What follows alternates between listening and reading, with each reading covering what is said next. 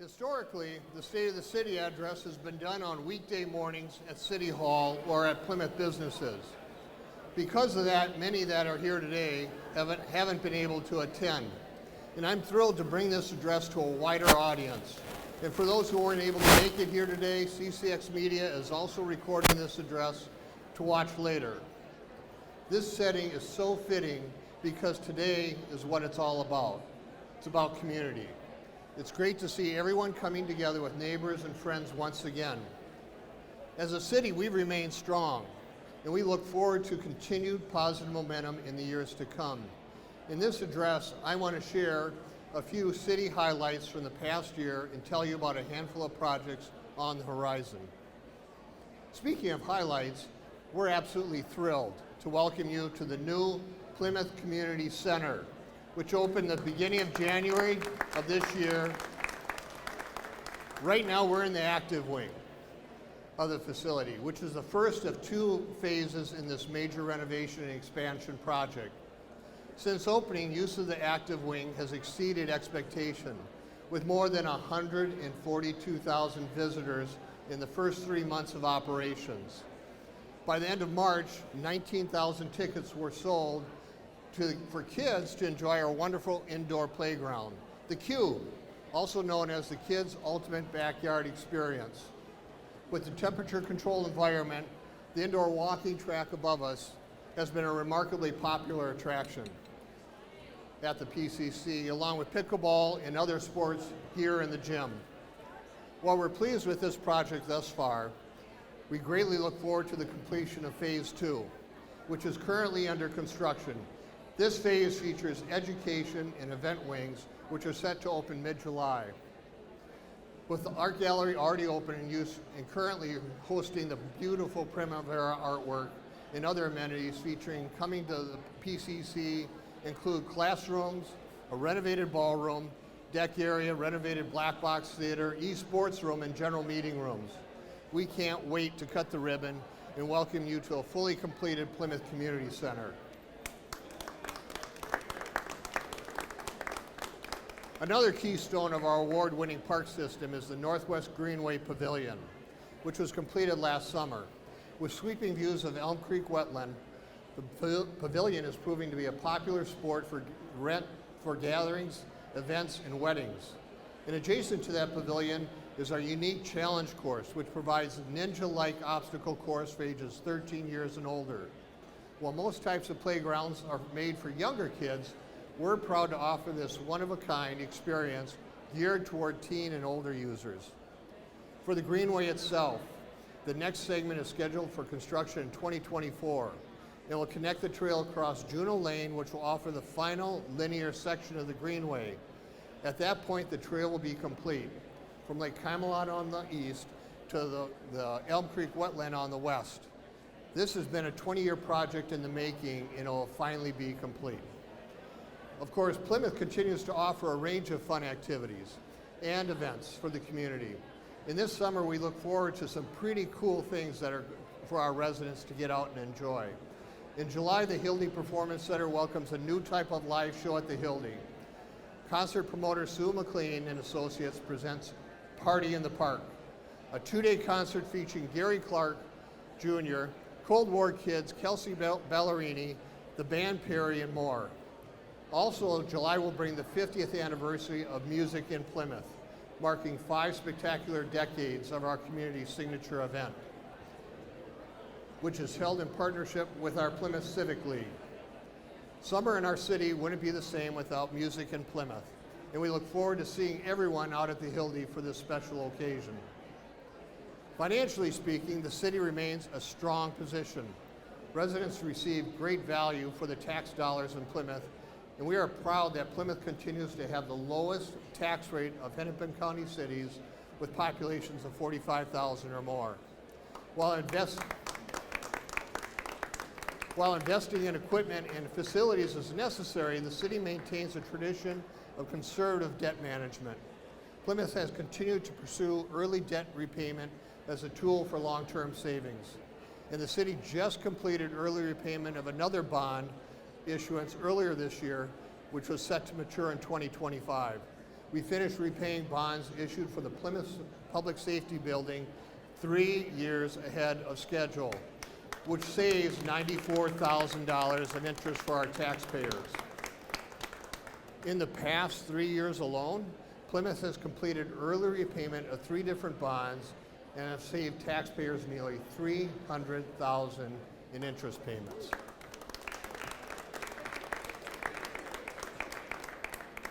Because of these types of practices, we continue to maintain top bond ratings from Moody's and Standard & Poor's, which helps us save additional costs on our larger projects. As an example, if Plymouth were an A-rated, AA-rated city rather than a AAA rated, at the current market rates, the 20-year bonds for the Plymouth Community Center and Fire Stations 2 and 3 would cost taxpayers more than $1 million in additional interest costs.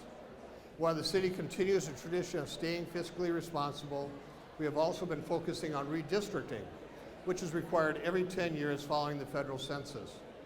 As part of that process, the city was tasked with redrawing the boundaries of precincts and wards in Plymouth. The changes may impact polling locations and elected official representation.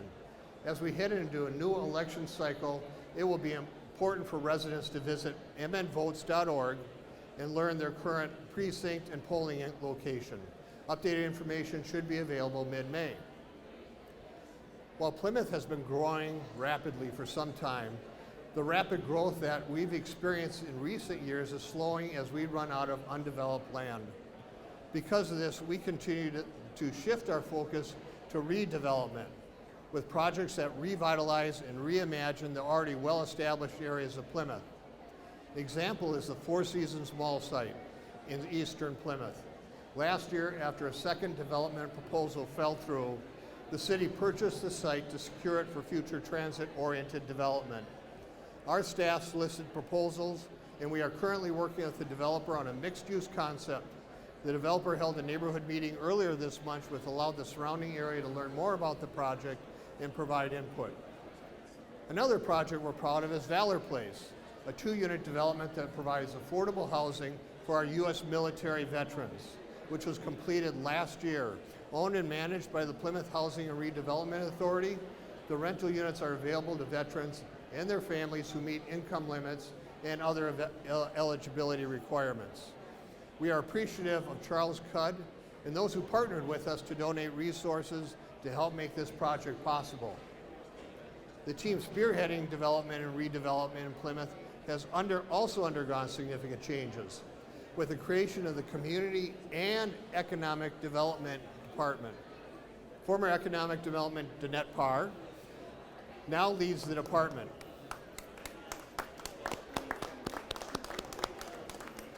It has been retooled as a one-stop shop to better serve residents and developers and to help beneficial redevelopment projects. The department is very busy issuing 11,900 permits in 2021. The market in Plymouth continues to grow with residential property values reaching historical levels and continued strength in our industrial sector. There are a number of projects in the works that will bring new business, homes, and employers to our city. Some of the residential spaces include affordable housing, such as Cranberry Ridge, The Element, and Bassett Creek Apartments.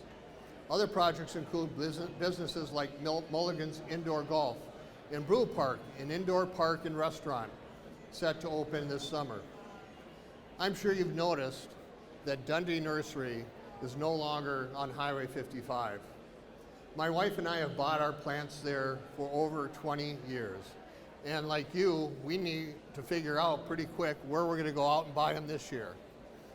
The site, though, is exciting because it's set to be transformed into what is called Parkera, a unique mixed-use development that will be the first of its kind in the state, minimizing its carbon impact, utilizing geothermal and renewable energy such as solar power to maximize that renewable energy. In addition, a Plymouth Metrolink Park and Ride site will be there, and also include a 3-story Twin City Orthopedics building that will feature ambulatory surgical center, physical therapy, athletic training, orthopedic clinic, MRI suite, and care suites. And after having recently had my hip replaced myself, I'm thrilled to see additional orthopedic options coming to Plymouth. For our industrial sector, Plymouth has the highest concentration of med tech companies in the country.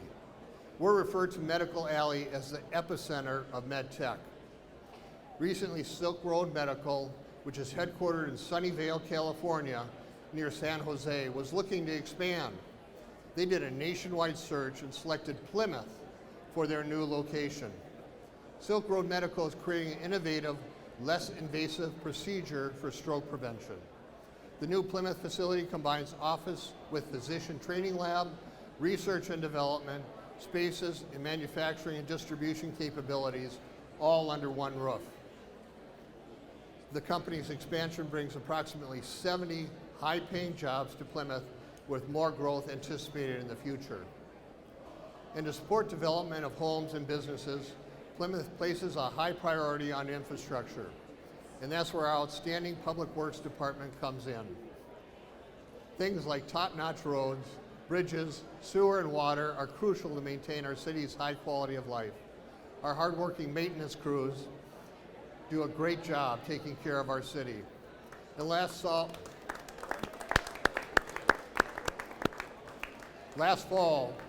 the City of Plymouth approved a jurisdictional transfer with Hennepin County to take over ownership of County Road 47 to make necessary safety improvements. And because of this change, the name of the roadway will need to be changed. Well, the community gave us a lot of suggestions in the contest we were doing, and I was planning to unveil that name today.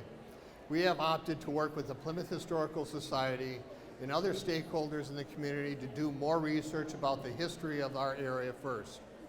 If the City Council chooses to give it a name to honor history, we want to ensure that we are doing it right. In the meantime, the city is set to begin the first phase of that reconstruction from County Road 101 to Peony Lane. Upgrades to the corridor are vital to allow elementary school students, nearby neighbors, pedestrians, and motorists to drive, bike, and walk safely along that road. It includes a tunnel to cross under what is now County Road 47. The city also continues to advocate for bonding money to help for the remaining portion of that project. In 2021, Plymouth became one of the first cities in the state to award a contract for installing electric vehicle charging stations citywide at parks, city facilities, and transit stations. It's the first public-private partnership in the state for EV stations, which includes revenue sharing for the city. As part of that agreement, the charging stations will be installed and operated at no cost to Plymouth taxpayers. And more than 100 electric vehicle charging stalls will soon be available for the public to use. Drivers will be able to find locations through a mobile app and the city website. Installation will begin this summer and continue through the fall. The Plymouth Police Department continues to carry out a core mission of providing high quality service and is working to reduce crime and enhance quality of life in our community. In the past couple of years, metro area cities have dealt with ongoing car thefts and property crimes. Though Plymouth has not been unaffected, we're fortunate to have avoided many of the violent crimes and carjacking neighboring communities have experienced. Regardless, Plymouth has taken action to advocate for solutions. We partner with metro area mayors, police chiefs, city managers. We issued joint statements, press releases, and letters to the county attorney. City leaders also spoke with the governor. I've personally been interviewed by KARE 11, Fox News, Minnesota Public Radio, the Star Tribune, and the Sun Sailor, and have asked the county attorney to partner with us. Plymouth also issued more crime prevention messaging in 2021 than ever before. The issues surrounding crime are inherently complex. The solutions are multifaceted. The Plymouth Police Department continues to offer ongoing training to officers and works to strengthen community bonds. For example, this past year we've increased our capabilities to provide a higher level of response to those in crisis. Plymouth Police have seen steady increases in the number of people struggling with mental health. to provide better service to those experiencing crisis, the department has brought on a full-time embedded social worker to provide more timely and effective intervention for people that are in need. And in other public safety news, we're very excited that our fire department is nearing completion of major projects at Fire Station 2 and Station 3. When finished, the two state-of-the-art facilities will provide an improved environment for our fighters to work and train. Fire Station 2 in Eastern Plymouth is being completely torn down and rebuilt, while Fire Station 3 is in the process of being expanded and renovated. Both buildings will offer training equipment, giving public safety staff the ability to hone their skills and ultimately provide the highest level of service possible to keep Plymouth residents safe.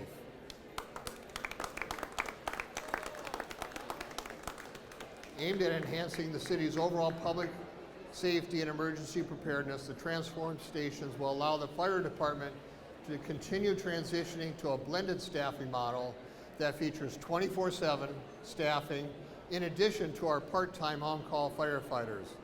This new model significantly reduces response time, especially for our overnight calls. Now that we've covered some of what the city's been up to, I'd like to shine a light on some humanitarian efforts underway by members of our community. We have some special guests here today, leaders and members of Golgotha Slavic Church in Plymouth.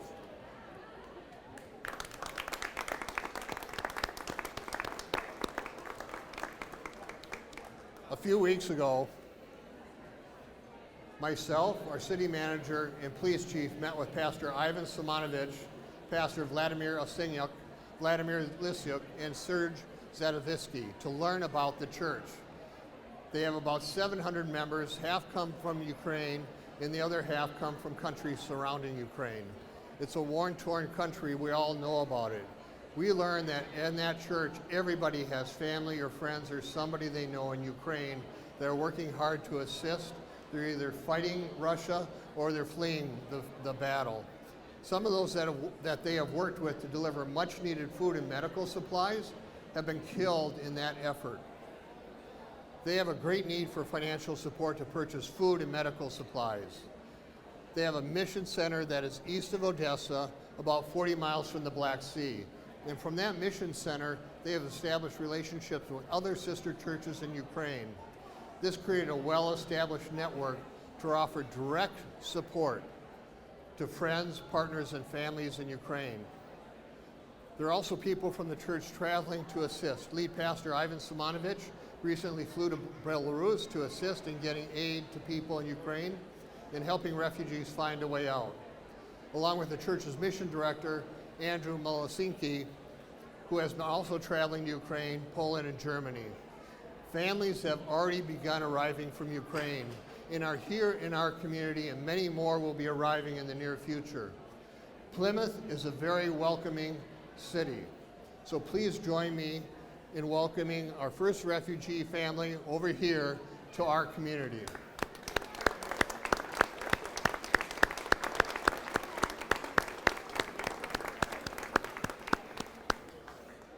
I can't imagine what they've had to go through. Golgotha has a booth here today at Discover Plymouth, just off to my left, and I encourage everyone to visit and offer whatever support you can to help people of Ukraine and the refugees who are arriving, whether that's a donation or words of support. I know we've all seen the images of war on our TV, so I've asked Mr. Malinsky to share with us his personal experience to learn more about the ravages of war. With that, allow me to present the church's mission director, Mr. Malinsky.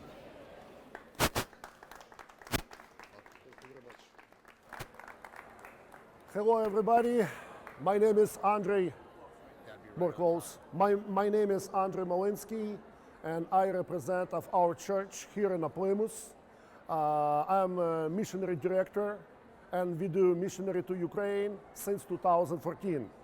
When Donbass start war over there, and we do with our young people, our youth from our church.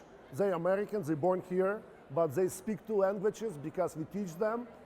And we fly to Ukraine every year for 4 or 5 weeks. We stay over there in the South Ukraine South Ukraine city Nikolaev, if you know that. Nikolaev, next to Odessa. Between Kherson and Odessa, Nikolaev, right now it's a very big war over there right now.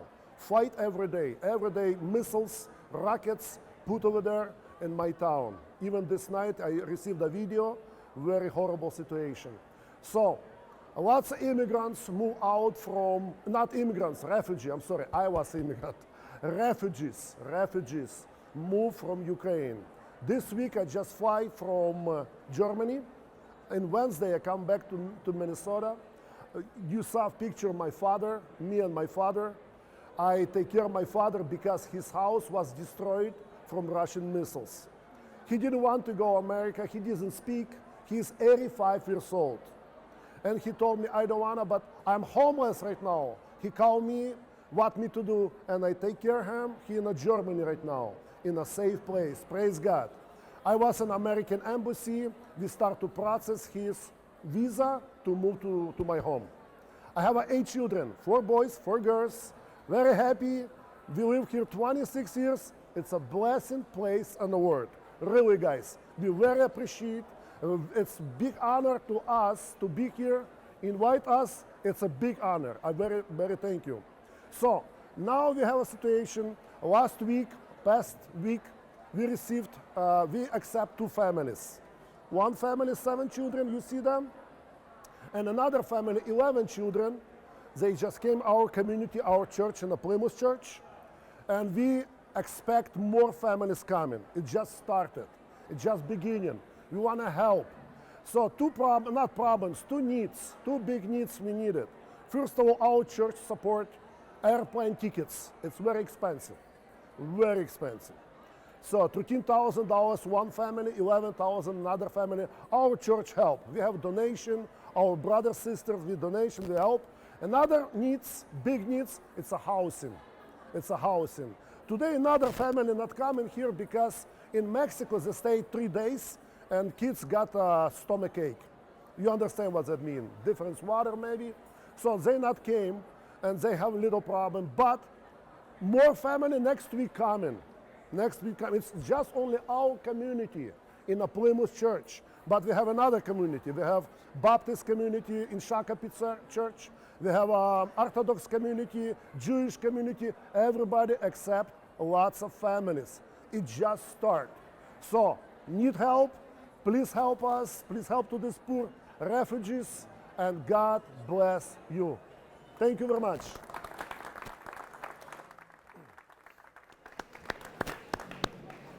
Thank you, Mr. Malinsky. I want to reiterate my admiration and respect and empathy for all the leaders, for the work you do in Ukraine and Europe, and the whole members of Goggles Church and all the residents that have ties to people in Ukraine. I also want to thank everyone here today for joining me in this once again State of the City in person. Take care, stay safe, and God bless.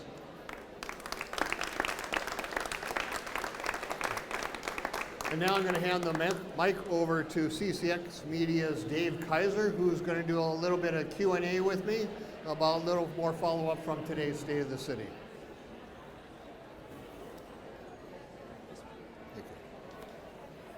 Thank you, Mayor, and good morning, everyone. Thank you for putting up with the sound system. We're just today when it was quiet in here. And who knew all of Plymouth would come into the room at the same time and be talking, but we encourage you later on to go around and see some of the booths. But Mayor, let's take a seat here and talk a little bit more. You obviously learned a lot about the City of Plymouth and things going on in the last few minutes, but we thought it might be helpful to talk for a few minutes informally about some of the other key points. So we have 4 key points we want to touch on in the next couple minutes just to let you know about some of the things a little more inside Plymouth. Mayor, let's first go a little more into detail about what's going on in the city's new Community and Economic Development Department. The department has merged, so now it's kind of a one-stop shop for developers, businesses, residents as well. What kind of projects has the city recently worked with developers, or what has the city helped to support? Yeah, Dave. So first, it really made sense, all the sense in the world, to combine those 2 departments. Because our community development has planning, it has inspections, it has housing, it has permitting, and then we had economic development, which really focused on business development or, focusing with developers, looking at redevelopment or development sites. And by bringing those two together, they can now act more hand in glove. They can collaborate and work more closely together. So as we have developments that are working their way but haven't made an application yet into the city, our planning will be more aware of it and understand more of the timing of it and contribute. So there's some developments I want to highlight that we've had. Cranberry Ridge is a 45-unit affordable housing that will open this summer. That means 45 units will be at 50% of the area median income or below, and 12 of those 45 are going to be reserved for families and households making $31,000 or less for families of 4 of the area median income. So much needed. We have the Bassett Creek Apartments. It's a 176 unit. The council just passed a TIF, or a tax increment financing housing district, for that. And which means, and we've also have 20% or 35 of those 106 units will be affordable. So that'll be behind Bachman's, the Gage office building on the eastern side of the city. We also have the Element, which is a affordable housing unit. It's a 61 unit. 44 of those 61 units will be affordable for those with disabilities as well. So a lot of affordable housing happening.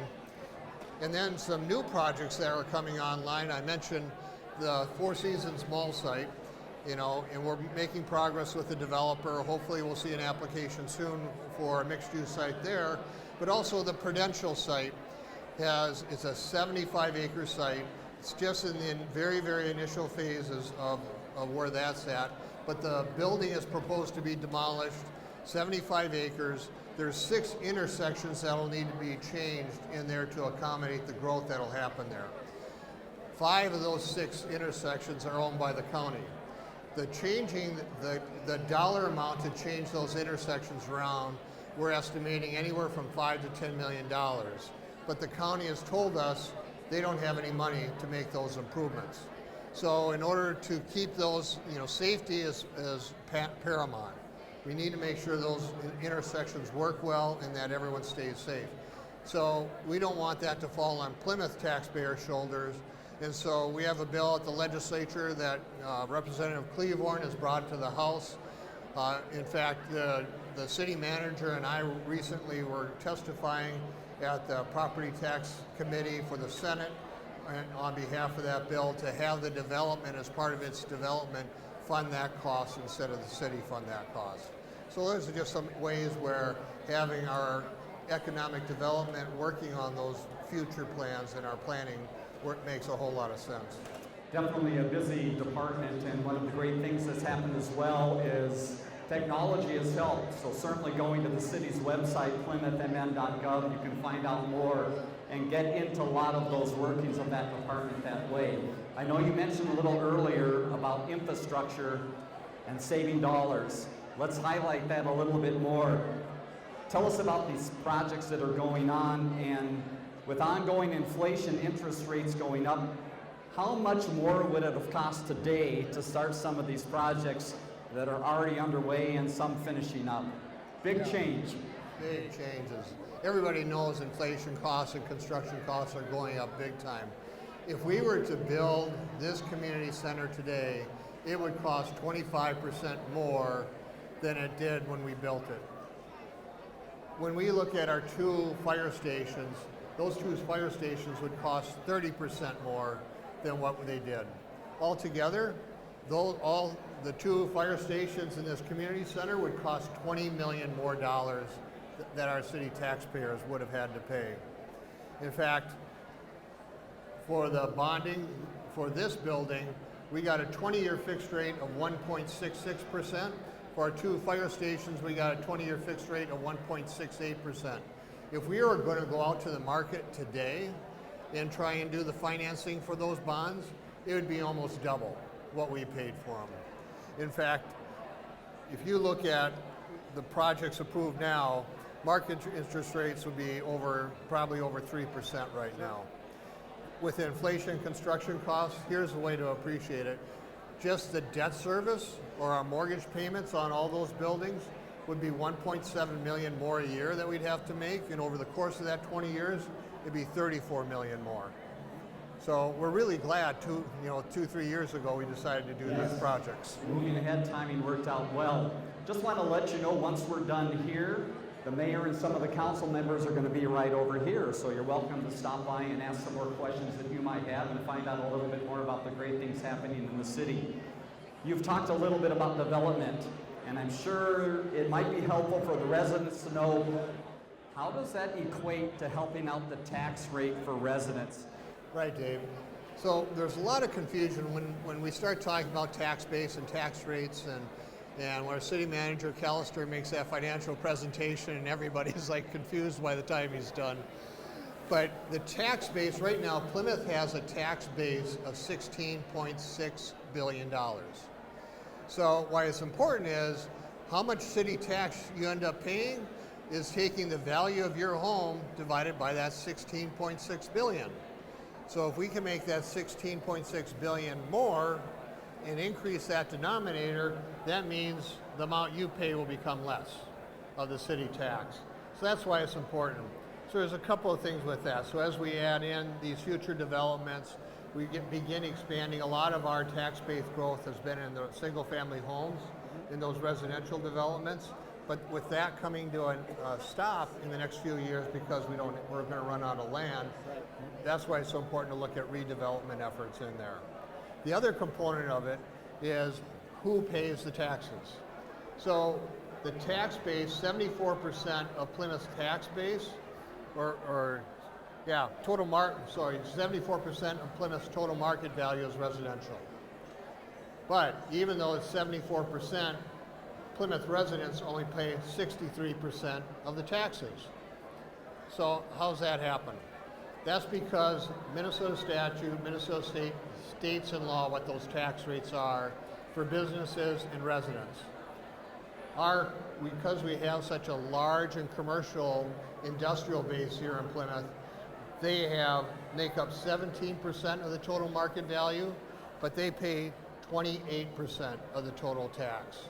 So in a large sense, our businesses are subsidizing our residential taxes, which is why we always like to support our businesses in our community, make sure they have what they need. They supply a huge employment base. There's over 60,000 jobs in Plymouth, and we just want to make sure that we have a thriving business climate in Plymouth to support them. Final question. You mentioned as part of phase 2 of this community center, which, how about this building? Isn't this fantastic? What a great job. Phase 2, or electronic education room. What in the world, Mayor? Help me understand. I'm too old for that, I think. What is that? I think I'm too old for that too, Dave, but I'm going to take a whack at it. Actually, you should get my son up here. He'd probably do a much better job at describing it than I can. But what it is, it's an e-gaming room. It's something that's really become popular over the last couple of years, especially with COVID.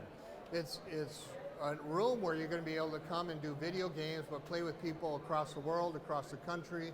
It's all types of playing types, all types of games. There'll be soccer, there'll be football, there'll be a thing called racquetball, which I think is soccer with sports cars or something, race cars, something like that.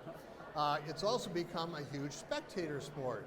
People will watch these gamers playing each other, playing these virtual games, just like they would at a live, if you're going down to watch the Twins or the United play or the football Vikings play.